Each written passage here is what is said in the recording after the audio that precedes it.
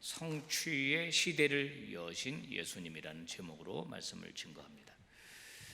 인간의 성공과 실패, 어떻게 성공할 수 있고 어떻게 실패할 수 있느냐를 여러 가지로 설명할 수 있겠습니다만은 많은 사람들은 이 소통의 능력을 강조합니다. 얼마나 소통을 잘하느냐에 따라서 그 사람의 앞길이 열리기도 하고 앞길이 닫히기도 한다는 겁니다. 여러 가지 문제들의 내면으로 가만히 들어가서 분석을 해보면 결국은 소통의 문제다. 소통의 문제. 들으려고 하지 않고 또 자기 말만 하려고 하는 데에서 문제가 생긴다는 겁니다. 아무리 전문 지식을 많이 쌓고 아무리 똑똑해도 소통을 잘하지 못하면 그 지식은, 그 능력은 좋은 점수를 받지 못하는 겁니다. 우리 그리스도인들은 소통을 잘해야 합니다. 소위 커뮤니케이션, 일터에서도 마찬가지고 가정에서도 마찬가지고, 그리고 특별히 이 사회에 나가서, 세상에 나가서 다른 사람들과 말할 때 소통을 잘해야 돼요. 커뮤니케이션을 잘하려면 어떻게 해야 되는가? 한 가지만 제가 말씀드리겠습니다. 말하려고 하기보다 들어주면 소통이 잘 되는 겁니다. 말을 배우는 건 1년쯤 지나면 애들이 말을 하기 시작합니다. 말하는 방법은 금방 배워요. 그런데 듣는 방법은 80이 돼도 90이 돼도 잘 안 됩니다. 잘 안 들으려고 해요. 자기 말만 하려고 하는 겁니다. 오늘 우리 시대의 이 사회에 바로 이 불통, 소통이 되지 않는 불통의 문제가 여기저기 산적해 있지 않습니까? 세대 간의 불통, 노사 간의 불통, 남북의 불통, 계층 간의 불통, 심지어는 교회 안에서도 들으려고 하지 않고 자신의 말만 하려고 하기 때문에 이 가슴 아프고 상처받고 속상한 사람들이 너무 많다는 거예요. 불통의 가장 큰 문제는 하나님과의 불통입니다.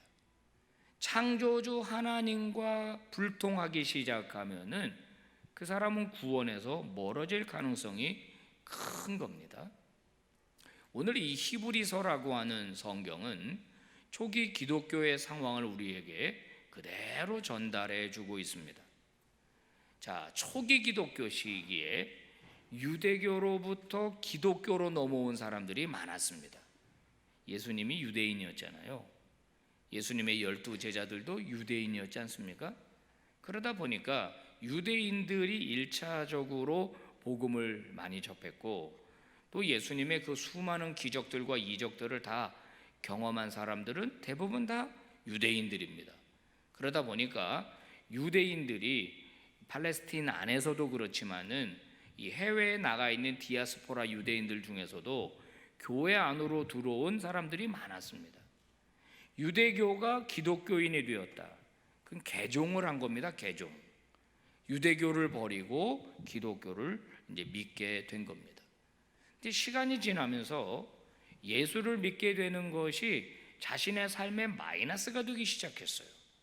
정치적으로 기독교가 로마로부터 박해를 받게 되니까 이 사람들이 동요하기 시작하는 겁니다. 그러면서 한 사람 두 사람 다시 역배교를 하는 일이 생기는 거예요. 역배교. 이렇게 생각하는 거예요. 뭐 기독교도 하나님 있고 유대교도 하나님 있는데 뭔가 다 비슷한 사촌 아닌가? 뭐 이러고 나오는 거예요. 그러면서 다시 유대교로 가게 되면은 박해를 받지 않게 되는 겁니다. 박해를. 왜냐하면은 이 로마와 이 유대교 사이에 이 정치적인 협상이 잘 이루어졌기 때문에 유대교는 이적 단체라고 하는 그런 모함을 받지 않았거든요. 자, 배교하는 일이 생기니까 이 영적 지도자 누군지는 모르겠습니다. 이 히브리서의 저자가 누군지는 모르겠지만 히브리서 저자는 이탈하려고 하는 유대의 기독교인들에게 교회 안에 들어와 있는 그들에게 기독교와 유대교는 완전히 다른 종교다. 예수 그리스도가 누구인지 너희들이 알면은 그렇게 쉽게 기독교를 떠날 수 없다. 그러면서 예수 그리스도에 대해서 알려주는 겁니다. 특별히 오늘 본문은 하나님께서는 인간과 소통하기를 원하셨다는 점을 강조하고 있습니다. 1절 말씀 보실래요? 세 번역 시작. 하나님께서 옛날에는 예언자들을 통하여 여러 번에 걸쳐 여러 가지 방법으로 우리 조상들에게 말씀하셨으나, 자, 하나님은 말씀하시는 하나님이에요. 인간과 소통하기를 원하시는 하나님이에요. 옛날에는 예언자들을 통하여 여러 번에 걸쳐 여러 번의 방법으로 말씀해 오셨다는 겁니다. 그런데 너희들이 받지 않았다는 거예요. 제대로 소통하지 않았다는 겁니다. 듣지 않았다는 거예요. 그래서 반복된 실수와 잘못을 할 수밖에 없었다. 그래서 하나님께서는 마지막 소통 방법으로 그의 아들을 보내셨다는 거예요. 그래서 아들 예수 그리스도의 삶과 사역을 통해서 하나님의 뜻을 우리에게 전달해 주셨다는 거예요. 전달해 주셨다. 그러므로 예수님은 누구인가? 이게 이제 중요한 거죠. 그 보내주신 예수님이 누구인가? 오늘 본문 이 히브리서 전체도 마찬가지지만은 1절부터 14절에는 그분이 누구인지에 대하여 우리에게 소개해 주고 있습니다. 자, 2절 말씀 보실까요? 자, 시작. 이 마지막 날에는 아들을 통하여 우리에게 말씀하셨습니다. 하나님께서는 이 아들을 만물의 상속자로 세우셨습니다. 그를 통하여 온 세상을 지으신 것입니다. 자, 여기 보면은 아들을 통하여 말씀하셨다. 하나님이 아들을 통하여 계시하셨다. 계시의 완성이 예수 그리스도 하나님의 아들이시다. 그분은 누구인가? 상속자다. 상속자. 만물을 창조하신 하나님, 그래서 하나님이 만물의 주인이신데 하나님께서 그 아들에게 만물을 넘기셨다. 그래서 그분은 그냥 선지자도 아니고 그다음에 뛰어난 무슨 지혜자도 아니고 그분은 누구냐? 만물을 다스리는 통치권을 가진 분이다. 이게 지금 히브리서 기자의 주장입니다. 그뿐만이 아니라 그분이 누구냐? 그분이 창조 사역에 동참하신 분이다. 너희는 그분이 2000년 전에 지난번에 베들레헴에서 태어나신 분 그때부터 존재한 분으로 너희들이 오해하지만 실제 그분은 언제부터 계셨냐? 태초 때부터 계셨고 천지 창조 사역을 할 때 함께 하셨던 분이다. 창조주 하나님과 창조 사역을 같이 하신 분이다. 이 말하는 거예요. 3절 시작. 그는 하나님의 영광의 광채시요 하나님의 본체대로 모습이십니다. 그는 자기의 능력 있는 말씀으로 만물을 보존하시는 분이십니다. 그는 죄를 깨끗하게 하시고서 높은 곳에 계신 존엄하신 분의 오른쪽에 앉으셨습니다. 네, 하나님의 영광의 광채고 하나님의 본체 그대로다. 즉 예수님은 성자 하나님이시다. 하나님이시다. 만물을 보존하시는 분일 뿐만 아니라 속죄 사역을 위하여 십자가에 돌아가신 분이고 지금은 부활하셔서 존엄하신 분의 어디에 앉아있다? 오른쪽에 앉아있다. 이건 조금 이따 살펴보겠습니다. 자, 이 이야기를 종합해 본다면 첫 번째, 그분은 창조 역사에 동참한 창조주다. 두 번째, 예수님은 하나님의 구체적인 형상이다. 예수님을 본 자는 하나님을 본 것이고 예수를 영접하면 하나님을 영접하고 예수님을 믿는 것은 하나님을 믿는 거다. 세 번째, 요게 이제 독특한 거예요. 천사보다 크시다. 오늘 본문이 그거를 굉장히 많이 강조하고 있죠. 이게 그 당시 유대인들이 가지고 있는 천사 숭배 사상이 있었어요. 천사 숭배. 천사가 높은 분으로 알고 있었던 거예요. 너희들이 알고 있는 그 천사보다 더 크신 분이다. 그분이 바로 예수다. 그리고 마지막 보좌 우편에 앉아 계신 분이다. 이 보좌 우편에 앉아 계신다라고 하는 말은 제가 이제 나중에 한번 사도신경을 강의할 때 설명을 하겠지만은, 보좌가 뭐냐면 하나님이 앉는 의자가 보좌입니다. 그러면 보좌 오른쪽에 또 의자가 있는 거예요. 구약 성경을 연구해 보니까 이 보좌가 단수로 나오는 데가 있고 복수로 나오는 데가 있습니다. 복수로 나오는 데는 의자가 2개라는 거예요. 그러면 보좌 오른쪽에는 누가 앉느냐? 아들이 앉는 거예요. 아들. 그 아들은 왕권을 이어받을 대리자입니다. 상속자입니다. 그래서 보좌 우편에 앉아 계시다가라고 하는 말은 그분이 모든 만물의 상속자고 대리 통치자다. 똑같이 왕과 똑같은 권세와 능력을 가진 분이다라고 하는 말을 할 때 그분의 위치가 보좌 우편이다, 이렇게 얘기하는 거예요. 그 히브리서는 그분이 바로 그 보좌 우편에 앉은 분이다라고 이야기하는 겁니다.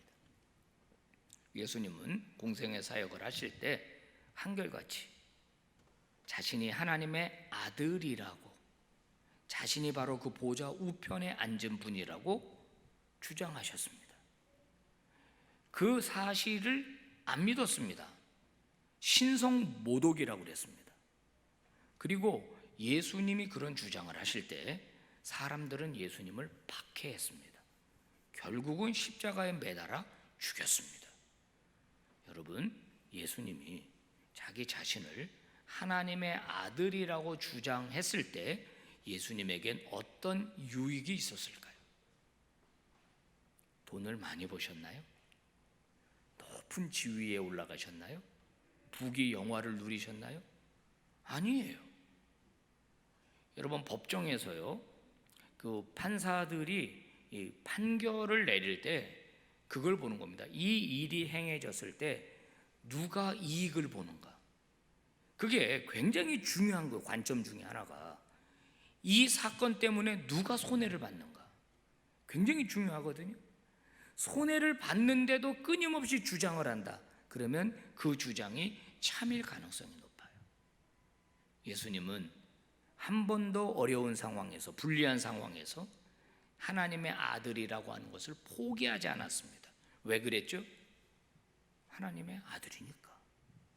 하나님의 아들이니까 예수님은 어떤 박해, 죽음이라고 하는 것이 목 앞에 들어왔을 때도 예수님은 그거를 포기하지 않았다는 겁니다.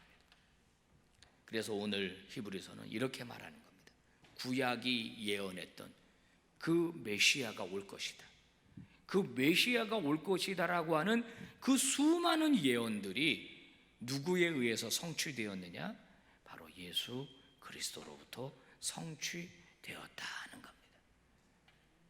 조금 더 설명하면 바로 이분이 하나님의 아들 메시아, 우리의 구원자다 하는 이야기를 하고 있는 겁니다. 성도 여러분, 여러분은 예수님을 누구로 알고 계십니까? 예수님에 대한 고백이 어떠합니까? 예수님은 나에게 어떤 분입니까? 만약에 오늘 히브리서 기자가 말한 대로 그분이 창조주시고 그분이 하나님의 아들이시고 보좌 우편에 앉은 분이고 오늘도 만물을 다스리고 통치하는 분으로 믿는다면 그 믿음은 결국 우리의 삶으로 나타날 겁니다. 우리의 삶으로 나타날 거예요. 그분이 내 인생의 주인입니다라는 고백을 한다면, 그분이 나의 그리스도입니다라고 고백을 한다면 예수 믿는 사람다운 삶이 응답으로 나타나야 할 것입니다. 여러분, 퍼즐 게임을 하실 겁니다. 500피스짜리, 1000피스짜리, 더 많은 것도 있는지 모르겠습니다. 아이들이 저렇게 피스를 다 뜯어놓고 맞추기 시작합니다. 수천 개 다 맞추면 결국은 거기서 뭐가 나오죠? 완성된 하나의 그림이 나옵니다. 백설공주가 나오기도 하고 명화가 나오기도 하고 멋진 성이 나오기도 합니다. 성경에는 수많은 퍼즐 조각이 들어있습니다. 일단 66권의 성경, 이 퍼즐 조각을 다 맞추면 누가 나타나는가? 예수 그리스도가 나타납니다. 주님 말씀하셨죠? 이 성경은 나에 대하여 증언한 것이다. 그러므로 우리에게 더 많은 무언가가 필요한 것이 아닙니다. 우리에게 진정으로 필요한 것은 예수 그리스도 한 분입니다. 그래서 우리는 이렇게 말할 수 있습니다. 예수님 한 분이면 충분합니다. 한번 따라서 해보시겠습니까? 예수 한 분이면 충분합니다. 아멘입니까? 그 예수 그리스도 한 분으로 만족하고 그분을 섬기고 그분을 섬기는 자답게 살아가시는 믿음의 종들 되시기를 바랍니다. 기도하겠습니다.